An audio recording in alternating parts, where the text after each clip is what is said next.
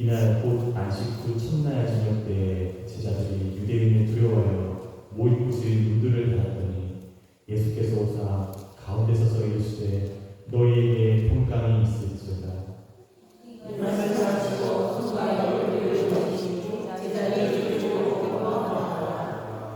예수께서 또 이르시되 너희에게 평강이 있을지어다. 아버지께서 나를 보내신 것 같이 나도 너희를 보내노라.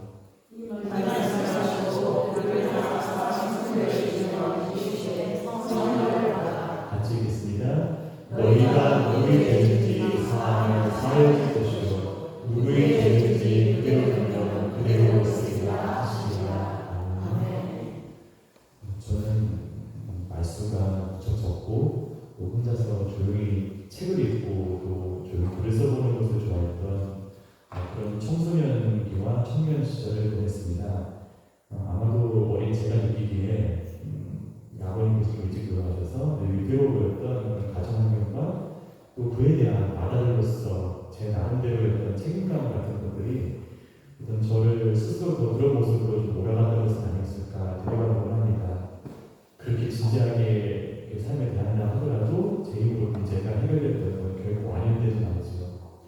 어쩌면 주님으로부터 오는 순간순간의 어떤 격려와 위로를 맛보고 느꼈지만은 그것을 거의 외부로 표현하지 않고 살아왔기도 했던 게 젊은 날이었던 걸로 추억을 해봅니다. 여전히 참 여러모로 구체성이 너무 부족하긴 하지만 그래도 이렇게 어느 정도 의사소통을 하면서 또 좀 귀한 권사님들, 집사님들 환대 가운데서 그래도 이렇게 어느 정도 이렇게 웃는 모습으로 이렇게 지낼 수 있는 지금 제 모습은 하나님께서 저를 정말 많이 회복시켜 주시고 변화시켜 주시기 때문이라고 고백할 수 있을 것입니다. 실은 저는 요즘 신학교에서 과제에 필요한 글들이 있어야 되는데 그것이 제대로 좀 잘 안 써지는 그런 작은 슬럼프를 경험하고 있습니다. 마치 야구 게임에서 투수가 제구가 안 될 때 마음을 한 바퀴 돌면서 하고 한숨을 쉬면서 숨을 고르듯이 저도 종종 이렇게 하는 그런 한숨을 내쉬면서 아름답게 단풍이 들어가고 있는 그런 창밖을 바라보는 적이 많았던 요즘이었습니다. 저희 한계를 마주할 때마다 어떤 저의 의지나 노력이나 재능 또는 저희 어떠한 마음으로는 하나님께서 원하시는 그 아름다운 원현이 결코 되어지지 않는다는 사실을 알게끔 저를 이끌고 가심을 느끼게 됩니다. 하지만 한편으로 이제 신학교에서 이렇게 한숨 내지는 15분 하는 이 순간은 저 나름의 깊은 감사의 표현이기도 했습니다. 마음을 추스르고 앞으로 좀 더 집중해보자. 하나님 안에서 이 마무리 작업을 좀 잘해보자. 이런 다짐의 의미이기도 했기 때문이죠. 부족하지만 그럼에도 불구하고 뭔가를 끊임없이 할 수 있다는 것. 그 무언가가 어떤 저희 개인적인 차원의 위함이 아니라 성경 속에 담긴 사람을 향한 하나님의 마음과 뜻을 바라보는 일이고 이것이 곧 하나님의 나라와 의를 향한 것이기 때문에 이처럼 가치 있는 일을 기쁜 마음으로 할 수 있도록 그리고 부족하게나마 노력하며 살 수 있도록 이끌어주신 하나님께 제가 올려드릴 수 있는 것은 그저 감사뿐임을 고백하게 됩니다. 저희 모습이 조금씩 그리고 꾸준히 밝은 방향으로 이렇게 변화되게 된 원인은 바로 이제 저희 삶에 대해서 믿음 안에서 긍정적인 해석을 더해갈 수 있었기 때문일 것입니다.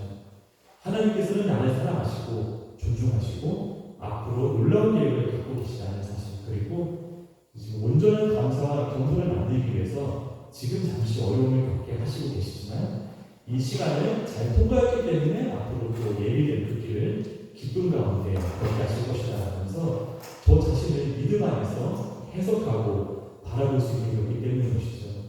이처럼 사람에게 꿈과 소망을 주는 것이 곧 성령께서 우리 안에 행하시는 일인 것입니다. 믿음 안에서 하나님이 주시는 환경과 상황의 긍정적인 이 변화는 반드시 성령이 깨닫게 하시고 성령이 내주 내재 이후에 일어나게 되죠. 저는 요즘 은은한 감사와 기대 가운데 지내고 있습니다. 결코 끝까지 걸어갈 수 없을 것이다 생각했던 신대원 3년간의 과정이 이제 한 달여 남아 있습니다. 지금까지 걸어온 길을 돌이켜볼 때 주님이 도우심 없이는 결코 할 수 없었던 일이 너무나 분명했음을 보게 됩니다. 사실 불과 2달 전만 해도 이대로 이야기를 계속해야 됐지. 방학 동안 교수님께서 알려주신 그 자료는 꾸준히 읽어 내려가긴 했지만 과연 이대로 이 부분을 써 내려가야 할지조차도 가끔하고 했던 것이죠. 믿음으로 하루를 걷는 것은 할 수 있을 것 같은데 그러다가 결국 못 견디고 중간에 주저하지 않을까 걱정이 되었습니다. 그렇지만 내가 계산하거나 예측하거나 해낼 수 없는 일들을 주님께 맡기고 하루하루만 집중하며 걸어가다 보니까 마침내 이 과정이 끝맺음이 내다 보이는 기쁨을 제 힘으로는 도저히 이룰 수 없는 그런 기쁨을 누리게 하셨음을 고백하게 됩니다. 여기까지 오기까지 정말 턱없이 모자란 정말 실로 작은 믿음이었음에도 불구하고 이렇게 오늘도 성경을 묵상하고 또 이렇게 나눌 수 있도록 귀하게 이끌어주시는 주님께 모든 영광을 돌려드립니다. 한편으로는 이렇게 저희 마음이 확정되기까지 하나님을 믿는 믿음과 관계없는 저망의 세계 가운데 절망과 좌절, 비관 그리고 낭망의 시간이 참 길었던 것을 돌아보게 됩니다. 마치 문제 가운데 홀로 던져진 것 같은 느낌이 들 때 무언가 최선을 다하고 있는 것 같은데도 주변 상황이 기도 응답과 어울리게끔 홍해오지 않는 것을 느낄 때 이런 절망과 좌절의 굴이 좀 깊어졌던 것을 제가 느끼곤 했습니다. 하지만 그 해답은 내가 해결할 수 있는 그 일에 집착하는 것이 아니라 그것을 주님께 맡기고 내가 오늘 할 수 있는 그 작은 걸음과 시도 하나하나를 꾸준히 그리고 기쁨으로 정성껏 살아내는 것에 있었습니다. 이것이 피조물인 제가 드릴 수 있는 삶의 예배이고 주님께 주님을 전적으로 인정해드리고 신뢰하는 방법인 것이죠. 이처럼 주님이 인정해드리는 삶이 우리에게 주는 큰 유익은 우리로 하여금 삶이 주는 그 소소한 근심 걱정에서 온전히 해방되어서 마음속에 진정한 감사를 회복할 수 있도록 한다는 것입니다. 감사의 근거가 하나님부터 온다면 우리 마음속에 샘솟는 기쁨은 지금 나의 처지가 어떻든 간에 앞으로 어떤 일이 예상되는지와 상관없이 우리 삶을 끝까지 역동적으로 움직이게 할 것입니다. 그 역동적인 그 생동감이 우리가 기대할 수 없었던 어떤 놀라운 열매맺음에 이르기까지 우리를 하나님 안에서 겸손하게 기쁨과 소망과 감사로서 살아내게 하는 것이죠. 이사야서 40장 28절에서 31절을 함께 읽겠습니다. 너는 알지 못하느냐 듣지 못하느냐 영원하신 하나님 여호와 땅끝까지 창조하시는 피곤하지 않으시며 곤비하지 않으시며 영천에 한이 없으시며 피곤한 자에게는 능력을 주시며 무능한 자에게 힘을 더하시나니 소년이라고 피곤하며 곤비하며 장정이라고 넘어지며 쓰러지되 오직 여호와를 악망하는 자는 새 힘을 얻으니 독수리가 날개치며 올라가다 될 것이요 단박질 알고 곤비하지 아니하겠고 걸어가도 피곤하지 아니하리라. 지금 제가 논문 인쇄가 한 열흘 남아 있습니다. 지금 막바지에 들어서 사실 지금 매일같이 요한복음 4장을 보고 있는데 이 요한복음 4장 14절에서 예수님께서는 내가 주는 물을 마시는 자는 영원히 목마르지 않는다고 말씀하시면서 그 성령의 물이 사람의 속에서 영생하고 솟아난다고 말씀하고 있습니다. 이 솟아난다, 이 솟구친다라는 것을 원어에서 이제 할로나이라고 말씀하고 있죠.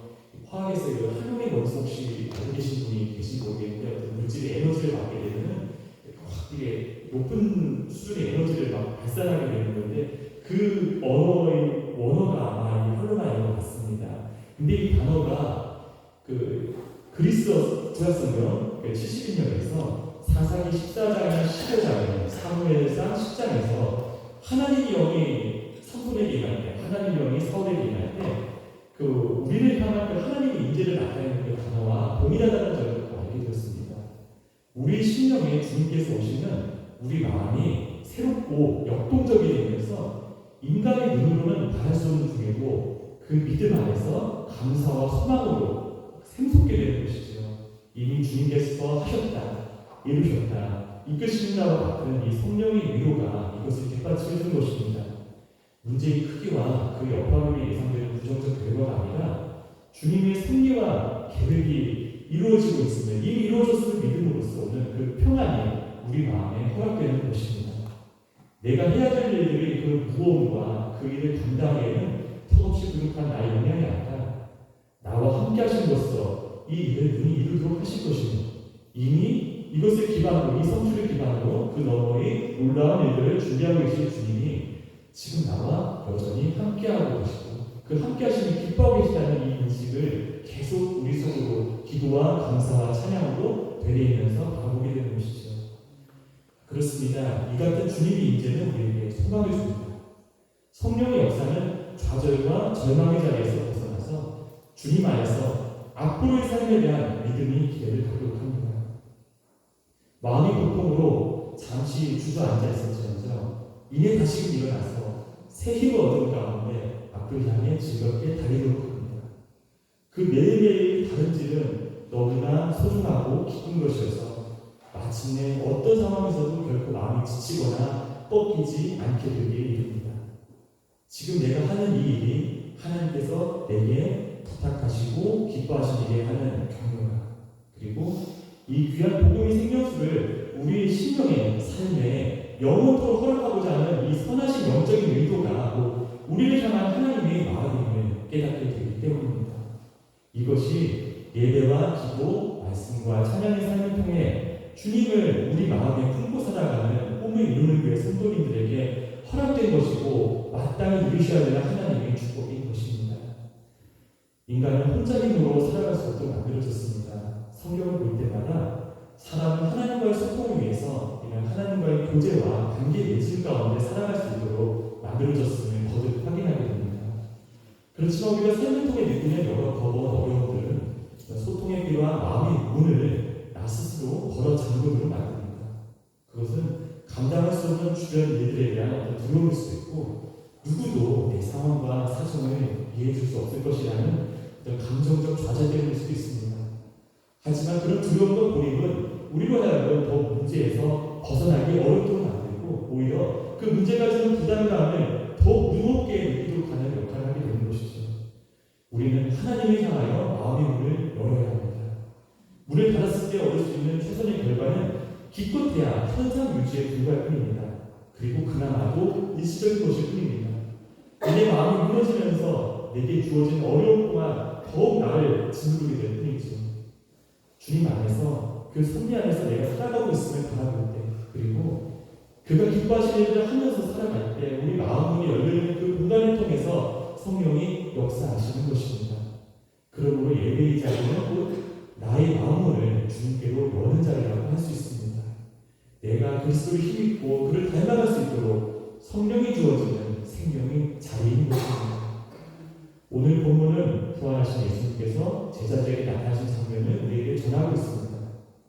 막달라 마리아에게 자신의 부활을 알리신 예수님께서는 당신께서 이제 하늘로 올라가실 것을 자신 형제들에게 곧 제자들에게 알리도록 당부하셨습니다.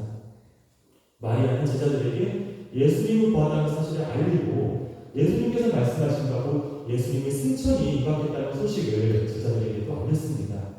하지만 오늘 19절을 보면 제자들은 여전히 두려워하고 있었습니다. 그들은 한 곳에 모여 있었지요.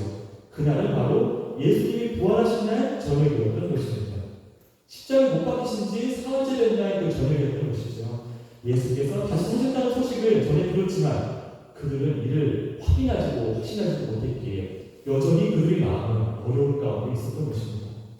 예수님이 이렇음에도 불구하고 예수님이 살아계실 때처럼 모여있기를 선택한 그들의 용기의 일면도 이를 통해 얻을 수 있지만 한편으로 그들은 자신 스승을 잡아주겠던 그 유대인들을 두려워하고 있었던 것이죠. 그들은 문들을 모두 닫았습니다. 이 닫았던 이를 뜻하는 이 헬라어 플레이오는 걸어 잠그다는 의미가 있음을 보게 됩니다. 안에서 이렇게 걸어 잠그는 것이죠. 이 문들이라 말하도 그 집이 입구와 있는 침문과 그들 방에 있던 방문, 창문들 모두를 의미했던 것 같습니다. 예수님과 함께 있을 때처럼 그들은 모이기를 힘쓴 것은 사실입니다. 유대인이 위협이 있었음에도 감히 모인 그들은 분명히 용감한 부분이 있었습니다. 하지만 여전히 세상에게 앞으로 경계를 일을 때 외부에서 느껴지는 위협에 대해서 그들은 깊이 의식하며 지금 두려워하고 있었습니다. 아마도 제자들은 자기들이 유대인들에게 체포되어서 예수님과 같은 운명을 당할까봐 걱정했었을 것입니다. 문을 굳게 걸어잡는 것은 그들이 무거운 마음에 대한 자연스러운 반응이었던 것이죠. 스스로 몸을 숨기는 것입니다. 예수님이 부활이란 실로 놀랍고 감사한 소식을 들었음에도 불구하고 그들은 그 소식이 사실인지 확인할 길은 반이 있는 것인지 반신반의하고 있었습니다. 근심과 두려움이 여전히 그들을 사로잡고 있었죠. 근데 이렇게 두려워하는 제자들에게 마침내 부활하신 예수님께서 찾아오셨습니다. 그리고 평강의 인사를 건네시고 있습니다. 오늘 본문이 19절과 21절 이렇게 두 번에 걸쳐 반복이 되죠. 너희에게 평강이 있을지어다. 이 평강은 잠깐 느꼈다가 없어지는 것이 아니라 확정적이고 영속적인 것임을 우리는 알 수 있죠. 또한 이는 단순한 인사가 아니라 예수님께서 그를 따르는 사람들에게 약속하신 영원한 선물인 것입니다. 이건 다름 아닌 예수님께서 십자가 고난을 통과하시기 전에 제자들에게 잊어먹지 말라고 두 차례에 걸쳐서 당부하신 가르침이기도 한 것입니다. 요한복음 14장 27절과 16장 33절에서 주님은 제자들에게 평안을 선포합니다. 이 구절을 함께 읽기 원하는데요. 먼저 14장 27절입니다. 평안을 너희에게 끼치노니 곧 나의 평안을 너희에게 주노라. 내가 너희에게 주는 것은 세상에 주는 것과 같지 아니하니라. 너희는 마음에 근심하지도 말고 두려워하지도 말라. 아멘. 16장 33절도 읽어보겠습니다. 이것을 너희에게 이르는 것은 너희도 내 안에서 평안을 누리게 하려 함이라. 세상에서는 너희가 혼란을 당하라. 담대하라. 내가 세상을 이겨노라. 이처럼 평안, 에이르네라는 단어도 있는데 이 단어는 예수께서 죄와 사망과 세상을 이기시고 우리에게 안겨주신 선물인 것입니다. 세상에 알 수 없고 줄 수 없는 이 평화의 선물을 예수님께서 우리에게 직접 선언하고 계신 것이죠. 이 평강의 근거는 예수님의 말씀이 곧 있는 그대로 이루어지는 참이라는 사실에 있습니다. 참되신 그의 말씀은 정한 때가 되면 반드시 이루어지고 우리는 그것이 실제가 되면 우리 삶을 통해 확인하게 되는 것이죠. 이 평강은 그 뜻을 따라 하루하루 순종하며 살아가는 사람들에게 주어지는 희망이고 소망이고 비전이고 격려이며 기쁨인 것입니다. 예수님께서는 십자가 수난 전 제자들에게 말씀하셨던 이 평안을 다시금 반복하심으로써 그들이 두려워하고 있는 유대인으로부터의 위협이 무효인 것임을 선언하십니다. 세상이 주는 절망과 좌절 두려움이 이 평안을 빼앗아갈 수 없다고 말씀하시면서 그 증거로 십자가에서 부활하신 그 자신을 제자들에게 직접 보여주시고 계신 것입니다. 이러한 기쁨은 이미 예수님께서 십자가에 달리기 전날 밤에 이미 말씀하셨던 것이기도 했습니다. 제자들은 예수님의 부활의 모습을 보고 기뻐하게 되는 것이죠. 우리가 바랄 수 없는 중에 바라고 구할 수 없는 중에 구했을 때 성령이 감동을 찾아오는 평안과 기쁨 그리고 감사는 이같이 그 평안에 부합하는 믿음의 현실로서 확인되는 것입니다. 역경이 고비를 넘어갔을 때 우리 두려움 너머에 이미 역사하고 있던 이 하나님의 일하심을 비로소 확인하게 됐을 때 우리는 안심하고 감사하게 되며 주님을 찬양하게 되는 것이죠. 이런 경험들이 반복되어지면서 우리 믿음은 견고해지고 끝까지 주님 바라보면서 걸어갈 수 있는 신앙인으로서 성장하게 되는 것입니다.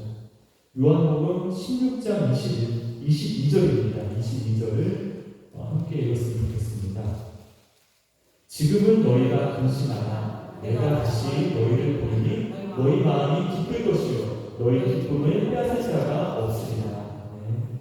예수님의 부활이 사실로 봤을 때 전혀 상식적으로 불가능해 보였던 그의 말씀이 이처럼 온전히 그대로 이루어지고 봤을 때 내 힘으로는 도저히 감당하지도 이루어낼 수가 없는 어떤 어려움이 그저 감사 가운데 하루하루 살다 보니 넘어져 있을 때 이처럼 하나님께는 영광이 우리에게는 평화와 평강의 영광이 주어지게 되는 것입니다. 걱정과 근심으로 마음의 문을 닫아 잠그는 것은 결코 문제의 해결책이 아닙니다. 그럴 때일수록 더 말씀을 가까이 하고 기도의 자리로 하나님 앞에 간구하는 시간으로 나아가야 하는 것입니다. 예수님께서는 우리 마음에 오셔서 우리가 세상의 도전과 위협 앞에서 나 자신도 모르게 마음을 걸어 잠그고 있었음을 일깨워 주십니다. 낙망하고 좌절하고 있을 때 그렇지만 그럼에도 불구하고 기대를 포기하지 않고 모여있을 때 예배 모임 가운데 나아가 있을 때 주님께서는 우리 마음에 평강을 선포하신 것입니다. 예수님의 죽음과 부활은 예수님이 이 세상에 오실 목적이고 사명이었습니다. 예수님은 하나님 아버지께서 원하시는 일을 하기 위해서 오셨고 이것이 예수님의 삶의 원동력이었죠. 요한복음 4장 34절을 보면 예수께서 세상에 오신 목적이 나와 있는데 예수께서 이르실 때 나의 양식은 나를 보내신 이 뜻을 행하며 그 뜻을 온전히 이루는 것이니라라고 말씀하고 계신 것입니다. 예수님이 하신 이 하나님의 일은 곧 이 세상에 하나님의 빛을 드러내는 것이었습니다. 그것은 우리에게 영생을 주시기 위한 것이었죠. 우리 또한 예수님처럼 하나님의 뜻을 행하며 살아갈 수 있도록 하기 위해서 예수님께서 친히 이 땅에 오신 것입니다. 이를 위해서 진리를 가르치셨고 십자가를 지신 것이죠. 예수님의 공생애는 전적으로 하나님의 뜻을 따른 것이었기 때문에 온전히 하나님만을 영화롭게 할 수 있었습니다. 예수님은 자신과 같은 일을 이어가기 위해서 그의 제자들 그리고 우리들을 부르셨고 예배를 통해 세상에 파송하시는 것입니다. 이것은 우리가 이 땅에서 예수님의 알림을 살아가는 삶이 곧 예수님의 공생애를 이어가는 것임을 알려줍니다. 이것을 가능하도록 하기 위해서 예수님은 제자들에게 당신의 영, 곧 성령을 불어넣어 주시는 것입니다. 그것은 제자들과 마찬가지로 이 세상이 이런저런 두려움 가운데서도 기도와 예배 가운데 하나님의 뜻을 바라보는 우리들에게도 동일하게 임재하시는 하나님의 선물이요 역사인 것입니다. 예수님은 제자들을 이 세상에 보내시면서 숨을 내쉬며 성령을 받으라고 오늘 본문을 통해 말씀하십니다. 예수님이 제자들 파송과 성령 수여는 밀접한 관계가 있는 것이죠. 다시 말하면 예수님께서 주신 성령이 그의 제자들, 곧 우리들의 정체성과 우리들의 삶에 결정적 역할을 하게 된다는 것입니다. 하고 숨을 내쉬면서 성령을 선포하시는 주님 모습에서 우리는 창세기에서 사람을 만드시는 하나님의 모습을 떠올리게 됩니다. 이 성령을 주시는 장면은 하나님이 아담을 창조하실 때 그 생기를 불어넣는 그 장면을 떠올리게 하는 것이죠. 창세기 2장 7절에 후하고 불어넣는 이 불어넣다라는 이 엠피사오라는 이 단어가 70년 창세기에도 똑같이 사용됩니다. 오늘 본문과 마찬가지 단어죠. 하나님이 사람을 창조하시는 모습 그대로 예수님은 그의 성령을 우리에게 주심으로써 우리를 함께 하시는 것입니다. 주님이 함께 하시고 확신하면서 그 뜻을 따라 살게 되라고 미래를 향한 형제적 결단, 곧 새 마음을 붙잡을 수 있도록 우리에게 성령을 주시는 것입니다. 이처럼 사람은 성령과 말씀을 통해서 영생으로 나아가게 되는 것입니다. 성령은 신자 속에서 영원히 함께합니다. 우리를 예수님을 닮도록 합니다. 그를 위해 살도록 합니다. 마침내 영생에 이르도록 하는 분이신 것입니다. 하나님 나라와 의를 위해서 역동하는 하나, 다시금 꿈과 소망을 붙잡고 내가 감당할 수 있는 영역 주님께 맡기고 한 걸음을 빼는 그 삶의 용기가 성령을 통해서 우리에게 불어오게 되는 것입니다. 따라서 예수님께서 제자들에게 성령을 주신 것은 그들을 그리고 그 말씀을 지금 읽고 있는 우리들을 새롭게 하신다는 의미인 것입니다. 또한 제자들과 우리들의 삶이 이 예수님이 새로운 창조사역과도 연결된다는 뜻인 것이죠. 이처럼 주님을 보는 성령의 감동이 저와 그리고 꿈을 이루는 게 모든 성도님들 삶에 함께 있기를 축복합니다. 아멘. 한편으로 오늘의 말씀은 이스라엘을 회복시키는 에스겔서 37장을 통한 생각나게 합니다. 하나님의 에스겔을 통해서 성령을 통한 새 창조 그리고 이스라엘의 회복을 말씀하십니다. 하나님은 약속의 백성 이스라엘을 정결하게 하며 그들에게 새 영과 새 마음을 주신다고 약속하셨죠. 사람들의 마음에 성령을 주셔서 하나님의 법을 지키며 살아야겠다고 약속해 주신 것입니다. 그러면서 생기를 불어넣음으로써 마른 뼈처럼 죽어있던 이스라엘이 다시 부활의 것을 보여주신 것이죠. 하나님의 이러한 약속은 예수님과 성령을 통해서 그 실체가 드러나고 오늘날 우리의 삶을 통해 성취되어 가고 있는 비전인 것입니다. 예수님께서 성령을 주시면 바로 그를 믿는 자들이 새로운 이스라엘, 하나님의 뜻을 행할 예배 공동체를 튼튼하게 세우도록 하기 위함에 있습니다. 우리가 이웃에게 하나님의 예배하는 삶에 대해 알리는 것, 그리고 교회에 모이는 것, 그 가운데서 전심으로 예배드리는 것은 곧 이러한 성령의 사역에 동참하게 되는 것입니다. 성령이 거하시는 곳은 하나님이 향한 예배가 드려지는 곳입니다. 그것은 하나님 아버지 예수님이 사람들과 함께 거하는 현장이기도 합니다. 십자가 순환을 통과하기 전인 요한복음 14장에서 예수님은 성령을 통해서 아버지와 아들이 예수를 믿는 사람들과 함께 거하신다는 사실을 알려주셨습니다. 그리고 부활하신 후 오늘 본문에서 이 성령을 제자들에게 그리고 우리들에게 다시금 일깨워주고 계신 것입니다. 이제 세상에 파송받게 된 예수님의 제자들의 사역은 사람들이 죄를 용서하는 권위로서 나타납니다. 근데 이 말씀이 우리가 너 죄 있는 사람이야 라고 하면 그 사람이 죄가 생기고 너 죄 용서 받았어 그러면은 상대방의 죄가 없어진다는 뜻일까요? 그렇지 않습니다. 그것은 성령을 받은 우리 그리스도인들이 우리 이웃에게 예수님 이 십자가 복음을 전함으로써 그들에게도 복음을 그리고 성령을 그들의 심령에 불어넣을 수 있게 될 때, 그렇게 함으로써 하나님 나라가 확장이 될 때 이 피 대신 예수를 모르거나 부인하며 살아왔던 사람들의 죄가 마침내 예수 안에서 용서함을 받게 된다는 의미인 것입니다. 곧 이 말씀은 너희가 성령으로 살아가면서 사람에게 복음을 전하는 것이 곧 누군가의 죄를 용서하는 것과 같고, 우리가 만약에 예수를 전하지 못하게 된다면, 않는다면 그 사람의 죄가 그대로 있게 될 것을 말씀하고 계신 것입니다. 그러므로 이 죄 용서에 필요한 일들은 우리 교회의 모든 사역을 다 포괄하는 것이기도 합니다. 이 죄 용서를 위해 이 땅에 오신 예수님을 증언하는 것이 교회의 목적이자 사역의 목적이기 때문이죠. 진리를 증언하여 어둠 가운데 있는 영혼들을 빛으로 인도하는 것입니다. 뿐만 아니라 주님의 이름으로 세례를 베풀어 죄 용서를 일깨워주고 선언하는 것입니다.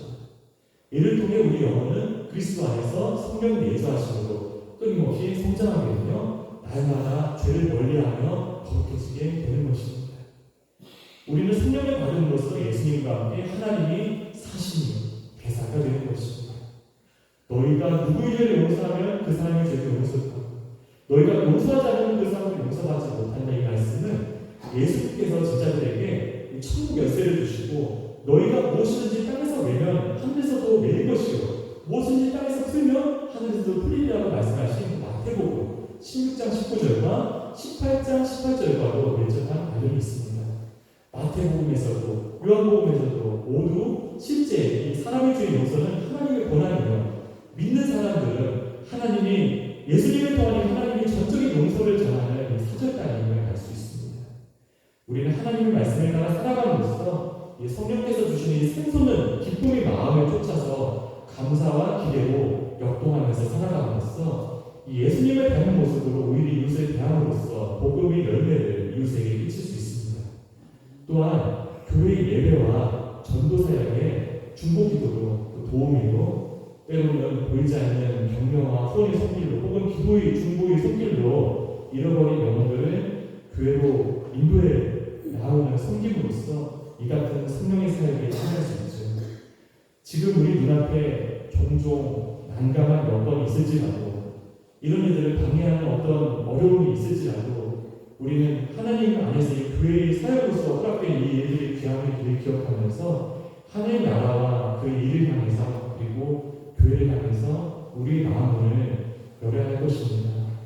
주님이 계획에 합당하게 준비될 수 있도록 혹은 우리 삶의 자리를 보다 섬김의 자리에 합당하게 조정해 주시도록 하는 이 성령의 역사는 다름 아닌 주어진 자리에서 주님의 말씀에 부족하게 나가 순종해 보려는 사람들에게 마음을 열고 움직여 보려는 약동해 보려는 그 사람들에게 주어지는 하나님의 은혜의 선물인 것을 고백하게 되는 것입니다.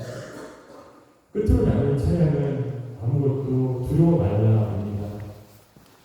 삶의 이런저런 도전들은 나를 향한 하나님의 사랑과 선하신 조회 그리고 인도하심을 종종 의심합니다. 마치 옷처럼 나를 둘러싼 것 같은 이 상황과 환경의 제약은 하나님의 완곡한 거부나 거절의 시도로서 느껴지긴 하죠. 하지만 성령의 이 자유로운 바람은 그것을 넘어서서 마치 그것이 없는 것처럼 오늘도 우리를 격려하고 북돋습니다. 주님께서는 그 상황이 주는 압박감이 아니라 물 위로 걸어올 수 있도록 우리에게 성령을 주신 것입니다. 세상이 주는 두려움에도 불구하고 끝내 모이를 힘쓰고 끝내 그 안에서 예수를 생각하는 꿈을 이루는 후에 주님께서는 평강을 선포하십니다. 그 평강을 누리는 모든 사람들의 심령은 주님 주시는 감사와 기쁨으로 충만할 것입니다. 평강을 누리며 앞으로 걸어가